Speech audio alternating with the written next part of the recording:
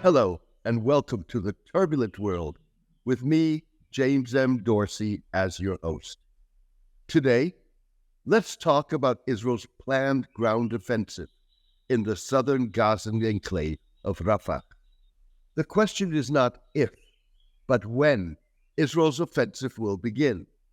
Not because Prime Minister Binyamin Netanyahu is oblivious to U.S. and international pressure, but because it could prove to make or break Israel's embattled leader. Mr. Netanyahu has promised total victory in the Gaza war and to finish the job in Rafah. The stakes for Mr. Netanyahu could not be higher. The assault on Rafah, home to more than 1 million Palestinians displaced by the war, could determine whether and to what degree Israel's military achieves Mr. Netanyahu's 3 war goals. Israel suspects that Hamas's top Gaza-based leaders, including Yahya Sinwar, Israel's most wanted man, are hiding in tunnels under Gaza, shielded by the surviving Hamas-held Israeli and foreign national hostages. Hamas and other Palestinians abducted 250 people during the group's October 7 attack. Hamas released more than 100 of the captives in November in a Qatar-mediated exchange for 240 Palestinians incarcerated in Israel. An unknown number of the remaining hostages were since killed in the fighting. Mr. Netanyahu has vowed to prosecute war until Israeli forces have destroyed Hamas, freed Hamas-held Israeli and foreign national hostages, and ensured that Gaza no longer is a launching pad for Palestinian resistance. At first glance, things do not look good for the Israeli leader. Despite its devastating human and physical cost, Israel's effort to destroy Hamas has a whack-a-mole aspect. Even though Israel asserts it has killed 13,000 of Hamas's estimated 40,000 fighters and wounded or captured thousands more, Hamas retains a presence in swaths of Gaza.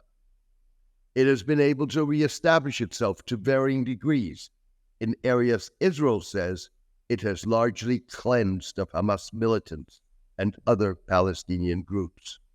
Similarly, 7 months into the war, Israel has killed only one of Hamas's most senior Gaza-based leaders, Marwan Issa, the deputy head of the group's military wing. Finally, despite Mr. Netanyahu's assertions that military force is needed to free hostages, the fact is that the vast majority of released captives were liberated as a result of negotiations and part of a ceasefire. 2 unidentified Israeli ceasefire and prisoner exchange negotiators accused Mr. Netanyahu earlier this month of undermining Qatari-mediated negotiations by refusing to entertain creative ideas, reversing war cabinet decisions, and imposing demands the Prime Minister knew Hamas would reject. One of the negotiators said, Mr. Netanyahu's office conveyed an attitude of cold indifference toward the hostages. The other negotiator added, I can't say that without Netanyahu there would have been a deal, but I can say that without Netanyahu the chances of making a deal would be better. Egyptian intelligence chief General Abbas Kamel visited Israel in recent days for talks with David Barnea, the head of Mossad, Israel's foreign intelligence service, Ronen Bar, the head of Shin Bet, Israel's domestic intelligence agency, National Security Advisor Tzachi Hanegbi, and Military Chief of Staff Herzl Halevi. The talks amounted to an unsuccessful last-ditch effort to revive deadlocked ceasefire and prisoner exchange negotiations, if not achieve a ceasefire that would delay a Rafah offensive. Mr. Netanyahu's tactics in the stalled ceasefire negotiations may well be fueled by a belief that a successful operation in Rafah would severely weaken Hamas's negotiating position, particularly if the military campaign deprives the group of its major trump card, the hostages. While Mr. Netanyahu has insisted that he will launch an offensive, irrespective of what the United States and the international community say, he appears to take fears of mass civilian casualties into account. U.S. and Israeli officials have suggested that instead of a massive ground offensive, Israel may attack in a more targeted form. That could involve a neighborhood-by-neighborhood assault, allowing the Israelis to evacuate Palestinian civilians in phases, which would make moving people out of harm's way more feasible. Recent satellite images show rows of tents in two new encampments erected earlier this month, one to the west of Khan Yunis, the other near Rafah. Israeli media reported that Israel was buying 40,000 tents that could hold 10 to 12 people each to prepare for the evacuation of Palestinian civilians from Rafah. The outcome of the Rafah offensive is likely to reverberate beyond Gaza.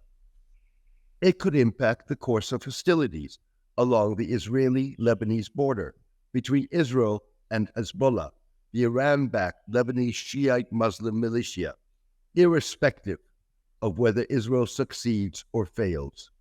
The offensive could put Hezbollah between a rock and a hard place, given that neither Iran nor substantial segments of Lebanon's multi-ethnic, multi-religious population want to be drawn into an all-out war with Israel. Our main goal was and remains to ensure that a different security situation prevails here, and that the residents of Israel's north can return to their homes in peace and safety. We are dealing with a number of alternatives, and the coming period will be decisive, Israeli Defense Minister Yoav Gallant said while touring the Israeli-Lebanese border earlier this week.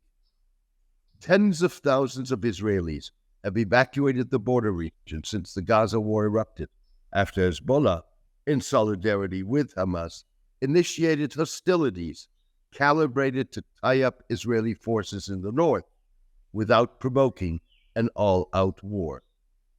An Israeli failure in Rafah to achieve Mr. Netanyahu's objectives could persuade the Prime Minister to take on Hezbollah alongside continuing its campaign in Gaza in a bid to force the group to withdraw to 30 kilometers from the Israeli border to north of the Litani River. On the other hand, an Israeli capture or killing of Mr. Sinwar and other top Gaza-based Hamas leaders, the defeat of 4 of the group's 6 remaining brigades, which Israel claims are based in Rafah, and the freeing of Hamas-held hostages could put Hezbollah in a difficult spot. Sticking to its promise to end the hostilities in Gaza once there is a ceasefire, probably then on Israelis' terms, would amount to acquiescing in Hamas's defeat, said hardline Israeli historian Benny Morris. To now allow the badly mauled Hamas to emerge victorious will underline Zionism's crucial failure, and critics in the Arab and Muslim world of making peace with Israel may well be emboldened to reject such ties. Thank you for joining me today. I hope you enjoyed today's column and podcast. The Turbulent World with James M. Dorsey depends on the support of its readers. For the past 12 years, I have maintained free distribution as a way of maximizing impact. I am determined to keep it that way. However, to avoid putting up a paywall, I need the support of a core of voluntary paid subscribers to cover the cost of producing the column and podcast. If you believe that the column and podcast add value to your understanding and that of the broader public, please consider becoming a paid subscriber. You can do so by clicking on Substack on the subscription button at www.jamesmdorsey.substack.com and choosing one of the subscription options. Thank you. Take care and best wishes.